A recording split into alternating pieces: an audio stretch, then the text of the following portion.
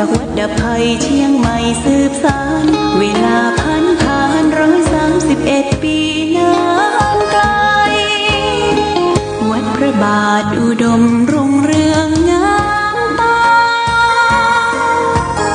เจ้าน้อยบุญธาวงศาข้าหลวงบวงเชียงใหม่ปกครองหัวเมืองฟ้าทุ่มเทแรงกายแรงใจทุกชาติพันธุ์รวมใจรักษา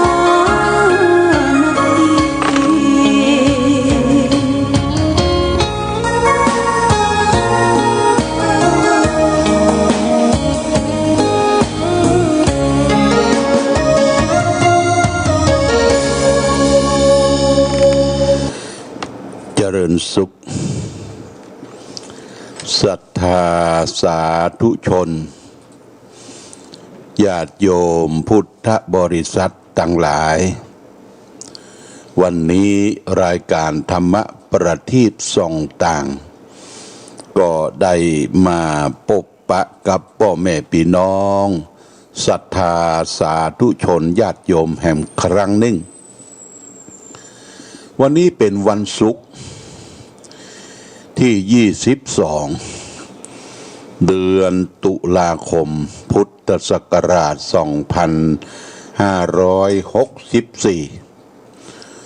ซึ่งตรงกับเดือน11ใต้เดือนเกี่ยงเหนือแรม1 ค่ำญาติโยมแรม1 ค่ำเบียนเ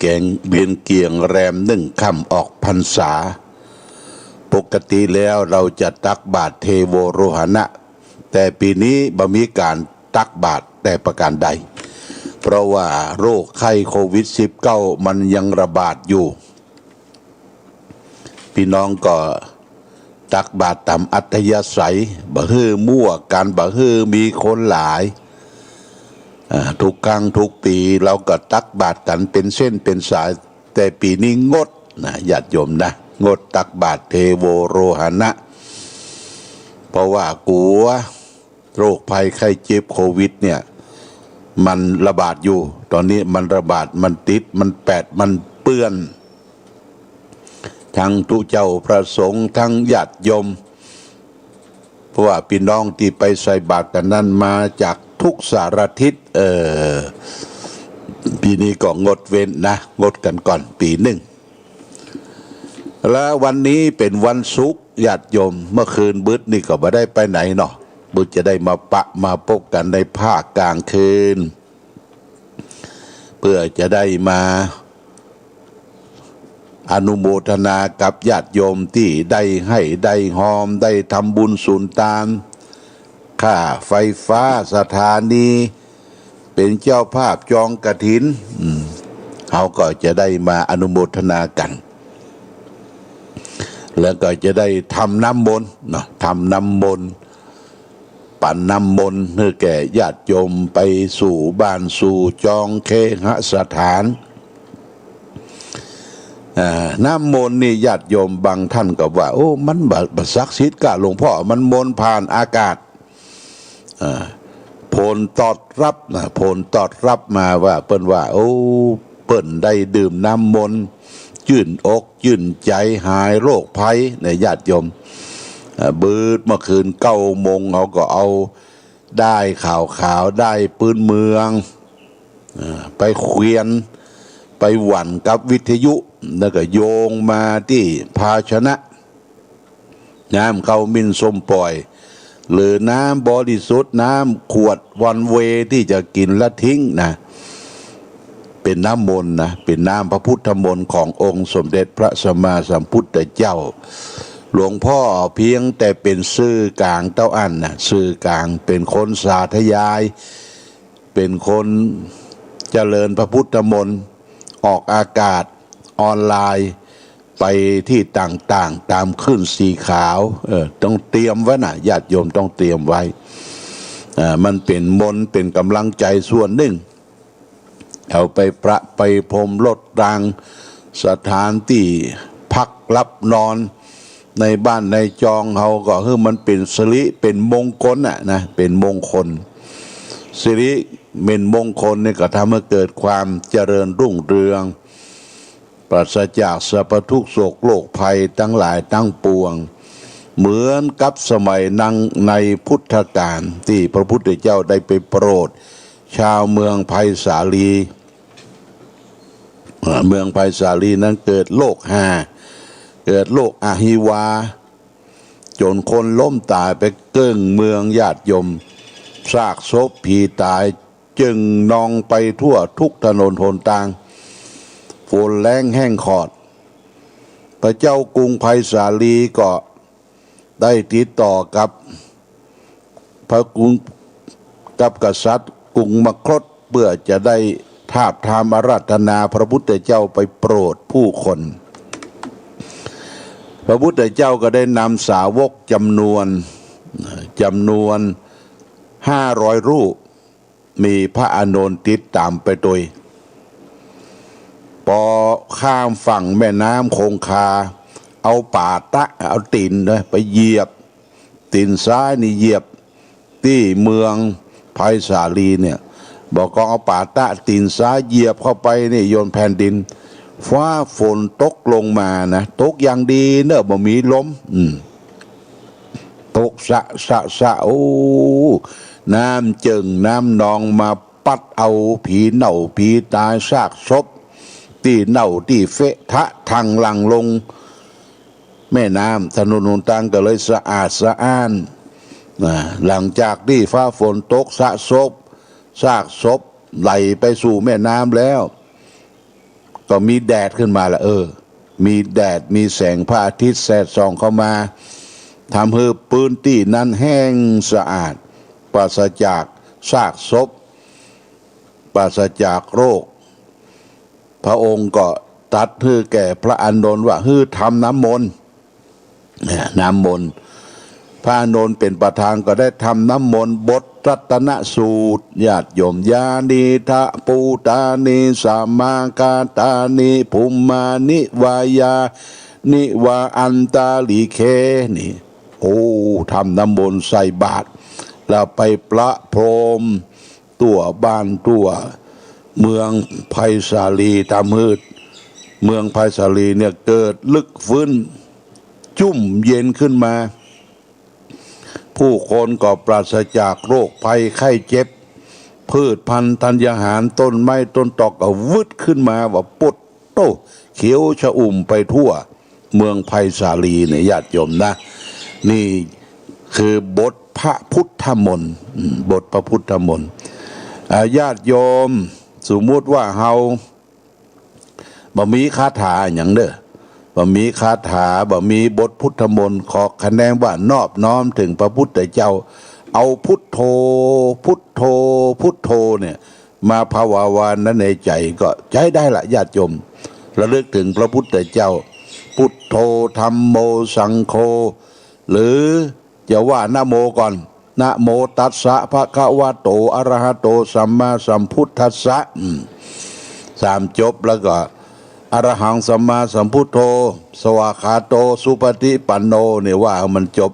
สรรเสริญพระพุทธพระธรรมพระสงฆ์ญาติโยมก็มีความสุขแล้วนะ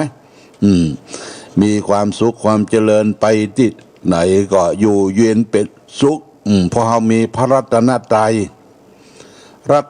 ยอยู่ในจิตใจนี่สำคัญทำไมเจนปอุ้ยไม่อุ้ยเฮาแต่ก่อนเนี่ยเปิ้นมีพุทโธธัมโมและสังโฆอยู่ในใจจะไปที่ไหนอย่าไปต้องสะดุดไปผเลิดผถูไปหกขมำตีลังกาที่ไหนเปิ้นว่าพุทโธธัมโมสังโฆนี่ญาติโยมนะเปิ้นละเมอกั้งจวางออกมาเป็นพุทโธธัมโมสังโฆนี่เรียกว่ามีพระรัตนตรัยอยู่ในจิตในใจสมัยบดเดียวมาว่ากั้งยาละก้าเนาะกั้งไปสปะจิตใจไปผูกพันกับอันใดก็ไปกั้งจวางกับอันนั้นบ่ได้มีพระรัตนตรัยพุทโธธัมโมสังโฆคือฝึกเอาไว้เนอะญาติโยมไปที่ไหนภาวนาพุทโธพุทโธพุทโธ บารมีพระพุทธเจ้าเนี่ยแผ่ไพศาลไปทุกมุมโลกญาติโยมถึงแม้ว่าพระองค์เสด็จดับขันธ์ปรินิพพานไป 2,000 กว่าปีแล้วแต่พระสูตรพระสูตรหรือที่เฮาใจสวดมนต์ถึงวันยังมีอยู่นะยังมีอยู่พระสูตรเนี่ยเวลาเขาจะขึ้นบ้านใหม่กินแขกแต่งงานทำมังกรมงคลที่บ้านที่จองเฮาก็นิมนต์ทุเจ้าไปเจริญพระพุทธมนต์5 ตนเริ่มแรก5 ตน7 ตนแล้วก็9 ตนเป็นจะได้นิมนต์ขี้เพราะว่าเฮามีพระพุทธเจ้าเป็นประธานแล้วญาติโยมนะองค์พระประธานหรือพระพุทธรูปนะคล้ายว่าเป็นองค์ประธานในสถานที่นั่นก็นิมนต์ทุเจ้าประสงค์จำนวน5 รูป7 รูป9 รูปไปเจริญพระพุทธมนต์นะญาติโยมแล้วเขาก็มาพอกาถที่เขาใจเขาท่องกันเสกนั่นเสกนี่ตึงวันเนี่ยญาติโยมมันหนีอันนี้หนีหัวใจ108คาถา108ไปถึงเมื่อป้นญาติโยมนะส่วนมากก็จะเป็นคำย่ออย่างนะมะพะทะนะมะพะทะนี่มันย่อมาจากร่างกายเฮาญาติโยมนะมะพะทะก็สรุปแล้วก็คือเป็นดินน้ำลมไฟดินน้ำลมไฟคาถาธาตุสี่คาถาธาตุสี่ปรุงธาตุสี่หลวงพ่อแปลงยาเนี่ยยาลูกกรอนน่ะผสมด้วยน้ำผึ้งเนี่ยก็เรียกว่ายานะมะพะทะยาธาตุสี่ยาธาตุสี่เนี่ยญาติโยมไปไหนคือลำเปิงนะมะพะทะนะมะพะทะนี่ไปไหนคือมีธาตุสี่ธาตุดินธาตุน้ำธาตุไฟธาตุลมอยู่ในตัวเขานี่เหมือนกันหมดเนอะอย่าไปอวดตัวอวดดีว่าเขาแตกต่างกับคนอื่นนะมันเหมือนกันหมดญาติโยม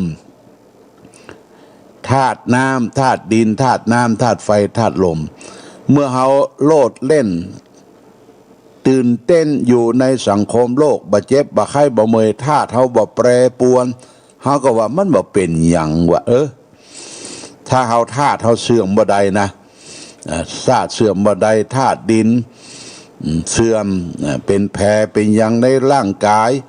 ในกระเพาะก็ดีในตับในปอดก็ดีธาตุดินเขาได้รับผลกระทบเขาก็บ่สบายนะถ้าธาตุน้ำเขาเสื่อมเขาก็ผอมแห้งแรงน้อยเสียเลือดเสียยางตกเลือดตกอย่างพี่น้องที่เป็นสุภาพสตรีเป็นแม่หญิงที่กำเนิดเกิดลูกเต้าน่ะเสือเลือดเสือยางตกเลือดตกยางไปพร้อมเหลืองเชื่อญาติโยมนะก็ต้องป่อสามีต้องไปเสาะใบเป้าเสาะหยังมาต้มมืออาบแล้วให้กินอาหารแต่ก่อนเรากลัวกินอาหารยังกลัวพิษกินข้าวจีกับพริกดำแบบปวดโท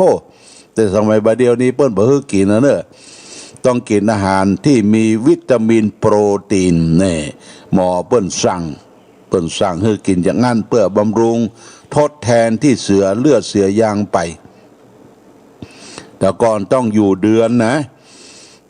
เช่นแม่เช่นอย่างเฮาเนี่ยต้องกางชุดอยู่เดือนเอาผ้ามาปันขี้ปุ่มไว้ขี้ปุ่มญาติโยมอยู่เดือนตัวเหลืองเจื้อ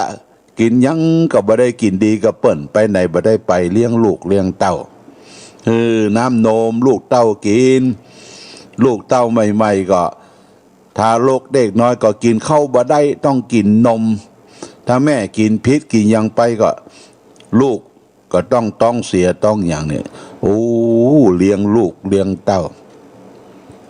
ทุกข์ยากลำบากญาติโยมนะ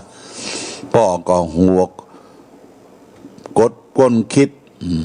ไปเสาะสตุ้งสตางค์รับจ้างบกให้ใส่นาตะกอนนะครับจ้างทั่วไปบกให้นี่ยตะกอนนี่บกนานี่ตามเลิงที่ได้ทราบป่อว่าไปรับจ้างบกนาเปิ้นว่าเอาเป็นงานโลเป็นงาน 3-4 คนเข้างานหนึ่งกับบัดเต้าได้บัดลายร้อยญาติโยมโบกเนี่ยโบกให้แล้วเพิ่นจะทำนาแล้วก็ขึ้นคันนาแต่ก่อนบ่มีรถไถ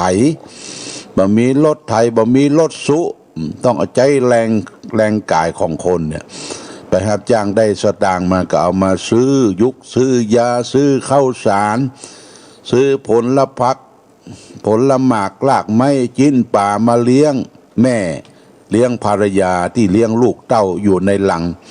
อยู่เดือนเนี่ยโอ้เนี่ยญาติโยมนะธาตุสี่เขานี่เหมือนกันหมดธาตุดินธาตุน้ำธาตุไฟธาตุลมถ้าธาตุเขาเสื่อมแปรปรวนมันก็เจ็บไข้ได้ป่วยเนอะธาตุสี่เนี่ยมันไปบวกกับใจเขาเนี่ยใจเขาเนี่ยมันเป็นนามมันเป็นความรู้สึกนึกคิดเป็นเวทนาสัญญาสังขารวิญญาณความรู้สึกนึกคิดรูปคือกายธาตุสี่ดินน้ำลมไฟเรียกว่ารูปไปบวกกับนามนี่เป็นเวทนามีความรู้สึกเวทนาสัญญาเป็นความจำเป็นการปรุงแต่งสังขารและมีความรู้แจ้งกายกับใจบวกกันเป็นรูปกับนามเพิ่นว่าขันธ์ห้ารูปนี่คงรูปแล้วก็บวกแฮมซีก็คือเวทนาสัญญาสังขารขันธ์ห้าเนี่ยเป็นของไม่จริงแท้แน่นอนเกิดขึ้นตั้งอยู่และดับไปเปลี่ยนแปลงเหมือนกันหมดนะคนมนุษย์โลกนะบอกว่าคนยากคนจนคนมั่งคนมียาจกว่านี่พวกคนขอ